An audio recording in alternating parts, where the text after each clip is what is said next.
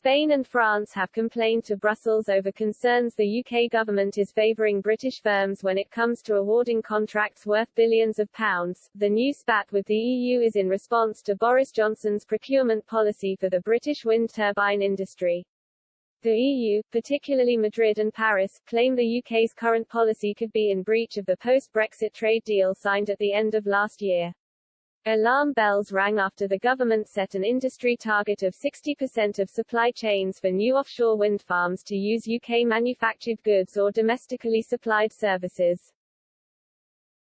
The government issued 2 questionnaires for those bidding for contracts, which required applicants to anticipate, with supporting evidence, the level of UK content in their project and level of the local job creation. But the trade deal agreed with the EU specifically prohibits any requirement for companies to achieve a given level or percentage of domestic content. Spain and France are home to leading energy supplies, so have a keen interest in the upcoming contracts. The 2 countries have instructed the European Commission to raise the issue of the new contract processes with the UK at a recent meeting.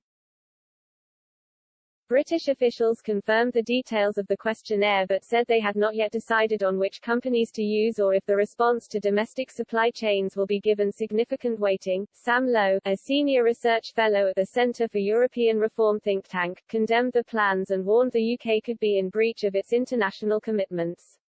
He said, local content requirements are prohibited not just under the EU-UK Trade and Cooperation Agreement, but also the UK's WTO commitments. Quote, so the question that needs answering is whether the UK is in fact giving companies with UK supply chains preferential access to contracts, or just information gathering.